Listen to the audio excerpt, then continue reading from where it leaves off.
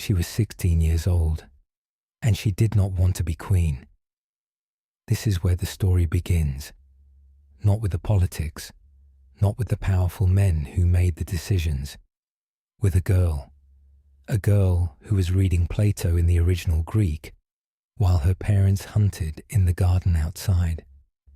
A girl who said, when she was asked why she was not outside with them, that life with her books was the only place she felt free. She was 13 years old when she said that. 3 years later, they put a crown on her head, and 9 days after that they took it away, and 4 months after that they cut off her head. This is the story of Lady Jane Grey, the most reluctant queen in English history.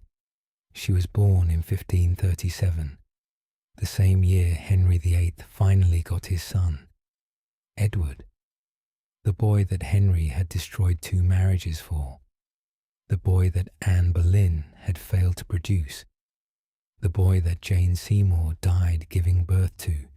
12 days after the delivery, England got its prince, and somewhere in a manor house in Leicestershire, a girl named Jane Grey took her first breath. She was not important yet, not to anyone outside her family, not to history. She was simply a child, the daughter of Henry Grey, the Marquis of Dorset, the granddaughter of Mary Tudor, Henry VIII's younger sister, which meant she carried something in her blood that would, one day, make her useful to men who were looking for a way to change the future. But she didn't know that yet. She was simply Jane, and Jane wanted to read. The education she received was extraordinary, not because her family was progressive, because her family was ambitious, and in the Tudor court, an educated daughter could be a valuable asset. So they gave her tutors, the finest available. She learned Latin, she learned Greek, she learned French, Italian, and Hebrew. She corresponded with the leading Protestant theologians of Europe, while other girls her age were learning embroidery. She read Plato, Cicero, the Church Fathers. She debated theology with scholars twice her age and held her own. Roger Ascham, one of the great educators of the Tudor period, visited her family home once. He found her parents in the garden, hunting with hawks and hounds, the way the nobility of the era spent their leisure time. He found Jane inside, alone at her desk, reading. He was surprised. He asked her why she had not joined her parents outside. She paused. She looked at him, and she told him that every moment with her parents was a kind of discipline, that every word she spoke, every gesture she made, every expression that crossed her face was subject to correction, that they nipped her and pinched her and bobbed her if she failed to meet their expectations. But when she was with her book, she said, she was free. All of that was gone, all of it. And in its place, nothing but kindness and quiet and the freedom to think. She was 13 years old, and she already understood something about the world that most people spend a lifetime learning, that the people who own you are not always the people who love you. The world she was born into was not a stable one. Henry VIII had died in 1547. He left behind him a kingdom that did not know what it believed. He had broken with Rome for personal reasons, not theological ones. He had dissolved the monasteries. He had executed people for refusing to accept his supremacy over the church. But he had also executed people for going too far in the Protestant direction. He was not a reformer. He was a king who had remade the religion of his country to suit his own needs, and he did not particularly care what happened to the people caught in the machinery of that remaking. When he died, he left behind 3 children, Edward, Mary, Elizabeth. Each of them represented a different version of what England could be. Edward was Protestant, deeply, genuinely, theologically Protestant. He had been educated by reformers. He believed what they taught him. He was, for a boy of 9 who had never had any real power, surprisingly certain about what he thought God required. Mary was Catholic. She had watched the church dismantled. She had watched her mother humiliated and discarded. She had watched the faith she had grown up in declared heresy. She had not forgotten. She would never forget. And Elizabeth. Elizabeth was whatever it was safest to be at any given moment, which was in itself a kind of genius. Jane Grey moved in this world carefully. She was, by 1552, one of the most educated young women in England. She was also one of the most Protestant. This was not a political position for Jane. It was a genuine conviction. She believed, deeply and without reservation. She corresponded with Heinrich Bullinger in Zurich. One of the leading Protestant reformers in Europe, he wrote back. He took her seriously. In an era when very few men took young women seriously about anything, let alone theology, the leading Protestant reformer in Zurich was writing letters to a 15-year-old girl in Leicestershire as though her questions mattered. Because they did. Because she was that good. And then everything changed. In 1552, Edward VI began to die. It was slow. It was cruel. It was the particular cruelty of tuberculosis, which takes its time, which allows its victims to hope and then to stop hoping, which reduces a person gradually and then suddenly. Edward had always been delicate. He had never been the robust physical king that his father had been in youth. But in 1552, the illness became impossible to ignore. He was thin. He was tired. He coughed. And around his sickbed, the men who had built their power on the Protestant boy king began to calculate. Because the law was clear. After Edward came Mary, and Mary would undo everything. The Mass would return. The Protestant bishops would be arrested.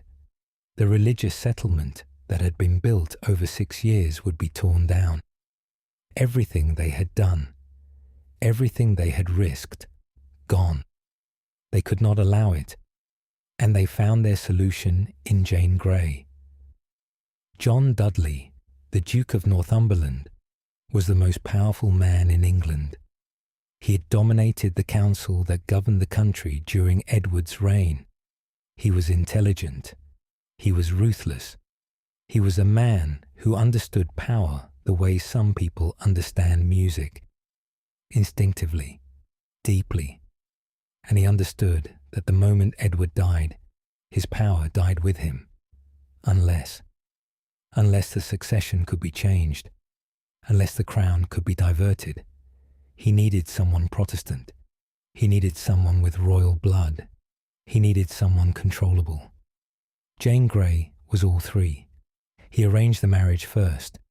In May of 1553, Jane Grey was married to Guildford Dudley, Northumberland's son. Jane did not want this marriage. She said so. She wept. She argued. She made her objections known with the clarity of someone who understood exactly what was happening and refused to pretend otherwise. Her parents overruled her. The wedding took place at Durham House on the 25th of May. Jane was dressed in green and gold. She did not smile. Edward signed the device for the succession shortly after, a legal document, carefully worded, bypassing Mary, bypassing Elizabeth, placing the crown, after Edward's death, on the heirs of Francis Brandon, and if Francis Brandon had no male heirs, on Lady Jane Grey herself. Jane did not know about this document until Edward was already dying. When she was told she would be queen, She collapsed. She wept. She said she was unworthy. She said the crown belonged to Mary by right and by law. She said she did not want it. They told her it was God's will. They told her that England needed a Protestant queen. They told her that the country depended on her. She looked at them, all of them, these powerful men who had arranged her marriage without her consent and were now arranging her future without her consent. And she said, finally, that if it was God's will, she would accept it. But she was weeping when she said it. Edward VI died on the 6th of July, 1553. He was 15 years old. He had been king for 6 years. And on the 9th of July, 1553, Lady Jane Grey was brought to the Tower of London, not as a prisoner, not yet, as a queen. She arrived by barge on the River Thames. She was dressed in green velvet. She wore platform shoes to give her the height her small frame lacked. The guns of the tower fired their salute. The crowds on the riverbank watched and did not cheer. The silence was noted by everyone who was there. It was the sound of a city that had already made its decision, and its decision was not Jane Grey. She stood in the Tower of London and received the crown. She was queen. For exactly 9 days. The crowds were enormous. People lined the streets for miles. They wept. They cheered. They threw their hats into the air. Church bells rang across the city. This was what genuine popular support looked like. This was the sound of a country that had made its choice. And its choice was not Jane Grey. Jane was still in the tower, no longer as a queen, as a prisoner. The canopy of state above her chair had been taken down. The title that had been forced upon her had been stripped away. She was simply Jane again, 16 years old, alone in a stone room, waiting. The charges came quickly: high treason, the most serious charge available under English law. The penalty was death. But Mary hesitated. Everyone around her was pressing for the execution. Her counsellors, her advisers, the men who understood politics and who knew that a living Jane Grey was a problem that would not go away on its own. Mary understood this, but she also understood something else. Jane had not wanted the crown. This was not a secret. Everyone at court had known it.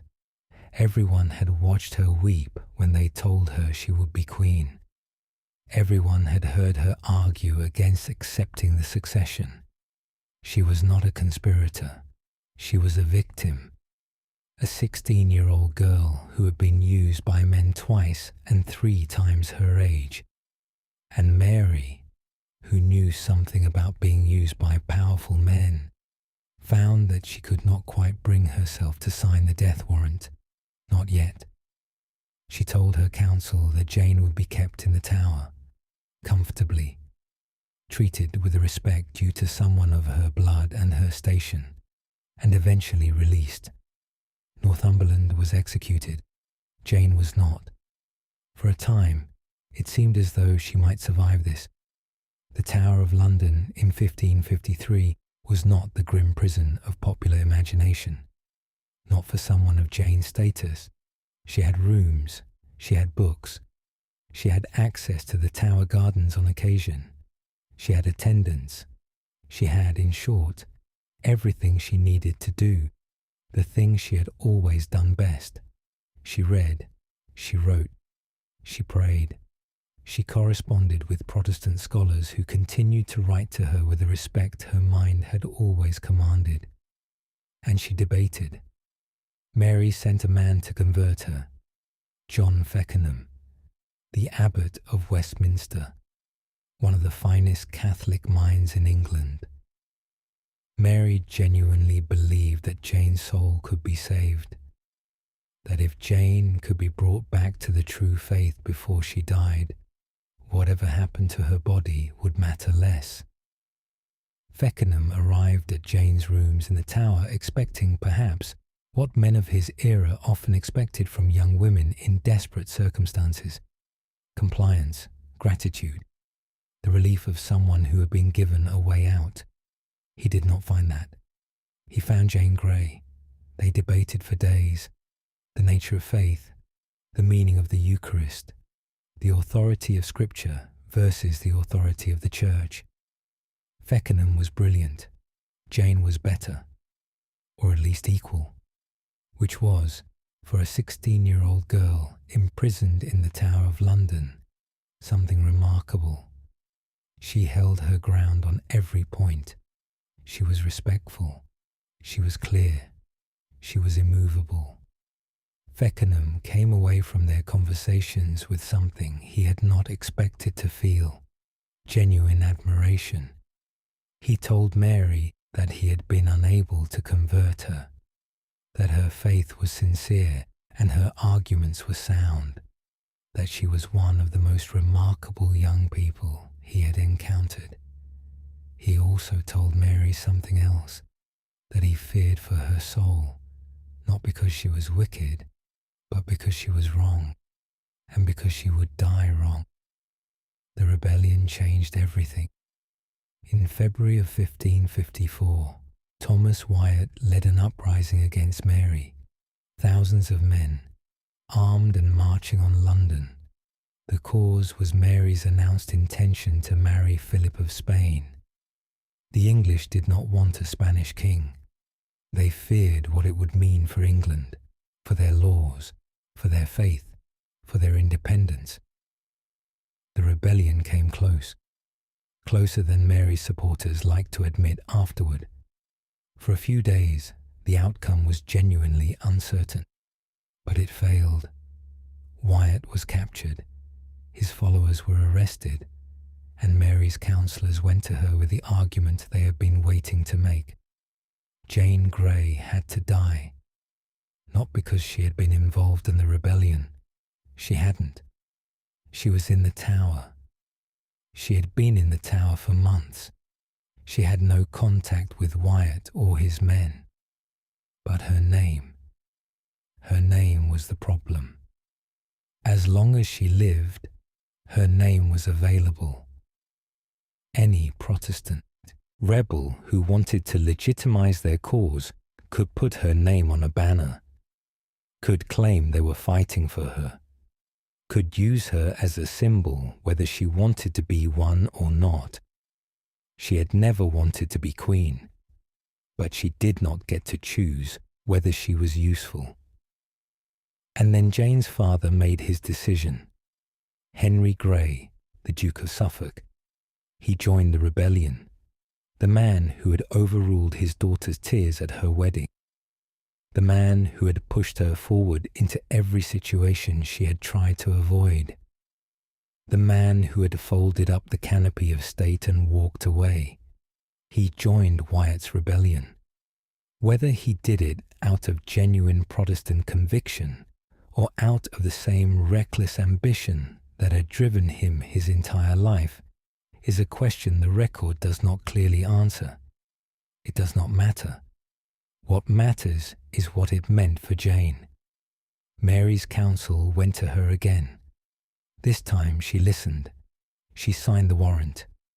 Jane was told on the 11th of February, 1554. She had 3 days. She spent them the way she had spent all her time in the tower. She read, she prayed, she wrote. She wrote to her father, who was also condemned. Short words, measured words.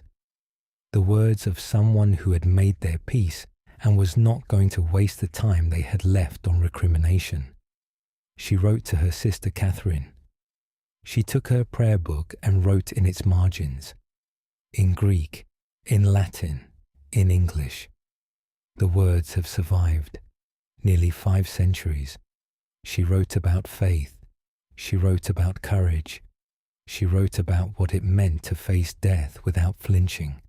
She wrote as someone who had thought carefully about these things and arrived at conclusions she was prepared to stand by. To the end, the night before her execution, Feckenham came to her one last time. He asked if he could be with her at the scaffold. He said he wanted to pray for her. She said yes, not because she had changed her mind about anything, but because he had been kind to her, and she understood the difference between kindness and agreement. She thanked him. She told him she hoped they would meet again, in a better place. He wept. She did not. The morning of the 12th of February, 1554, grey and cold, the kind of morning that does not offer comfort. Guildford Dudley, her husband, was executed first, on Tower Hill, in public. Jane watched from her window as his body was brought back into the tower on a cart. She looked, and then she looked away, and picked up her prayer book, and walked to the scaffold on Tower Green. The crowd that gathered was small. Executions on Tower Green were semi-private affairs, not the public spectacles of Tower Hill. A few witnesses, officials, guards, Feckenham. Jane addressed them briefly. She said she had not sought the crown. She said she had not wanted it. She acknowledged that she had accepted it when she should not have. She asked for their prayers. Her voice was steady. Her hands were steady. She tied the blindfold herself. She knelt. She reached for the block, and she could not find it. Blindfolded, kneeling on cold stone, reaching into the darkness, her hands moving in front of her, finding nothing. Someone stepped forward, guided her hands. She found the block. She placed her head down. Lord, into thy hands I commend my spirit. And it was done. She was 16 years old, 9 days as queen, 6 months as a prisoner, a lifetime as a reader, as a thinker, as someone who knew exactly what she believed and why she believed it, and would not be moved from it even when being moved might have saved her life. She died on Tower Green on a cold February morning, reaching into the darkness, going toward it anyway. The morning came grey and cold, the kind of morning that offers nothing, no comfort, no sign, just the cold stone and the cold air and the knowledge of what the day would bring. Guildford Dudley was executed first, on Tower Hill, in public. Jane watched from her window as his body was brought back into the tower, on a cart, wrapped in cloth. She looked at it, and then she looked away. She picked up her prayer book, and she walked to the scaffold. Tower Green was quiet. This was not Tower Hill, where executions were public spectacles attended by hundreds. Tower Green was different, a private space, a small crowd, officials, guards, witnesses. Feckenham stood among them. He had asked to be there. She had said yes. Jane addressed them briefly. Her voice was steady. Her hands were steady. She said she had not sought the crown. She said she had not wanted it. She acknowledged that she had accepted it when she should not have. She asked for their prayers. Then she tied the blindfold herself. She knelt on the cold stone. She reached forward, into the darkness. Her hands moved in front of her, searching, finding nothing. A moment passed, then another. A blindfolded girl on her knees in the cold, reaching for the thing that would kill her, and not finding it. Someone stepped forward, guided her hands to the block. She placed her head down. Lord, into thy hands I commend my spirit. And it was done. She was 16 years old, 9 days as queen, 6 months as a prisoner, a lifetime as a reader, a thinker, a believer. History has not always known what to do with Lady Jane Grey. She is too small for the space that history reserves for queens. She changed nothing that stayed changed. She left no lasting policy. She was queen for 9 days. By any conventional measure, her reign was a failure. And yet, she read Plato in the original Greek at 13 years old. She told Roger Ascham that her books were the only place she felt free. She debated theology with Feckenham and did not lose. She wrote in the margins of her prayer book in Greek and Latin and English on the night before she died. And she walked to the scaffold on Tower Green with steady hands and a steady voice, not because she was not afraid, but because she had decided what she believed, and she was not going to change it, not for a crown, not for her life. The men who used her are mostly forgotten now. Northumberland, Henry Grey, the councillors who signed the device for the succession and then switched sides within 9 days. Their names appear in history books, but they do not linger. They do not stay with you. Jane does. She stays because of the moment on Tower Green, blindfolded, kneeling, reaching into the darkness, not finding the block, her hands moving in front of her, searching. That moment contains everything. The girl who wanted to read and was given a crown instead. The queen who wept when they told her she would reign. The prisoner who debated theology and did not flinch. The 16-year-old who walked to her death with steady hands because she had decided what she believed, and that was enough. She reached into the darkness. She did not find it. And then she did. And she went toward it anyway. Lord, into thy hands I commend my spirit. 9 words. The last ones she spoke. She had read Plato in Greek. She had written in Latin and Hebrew and Italian and French. She had corresponded with the greatest Protestant minds of Europe. And at the end, she chose 9 simple words, because she had always known what mattered, and it was never the crown. This has been Dark Chronicle, the story of Lady Jane Grey, the 9-day queen, the girl who wanted to be free. Subscribe for more stories from history's darkest corners.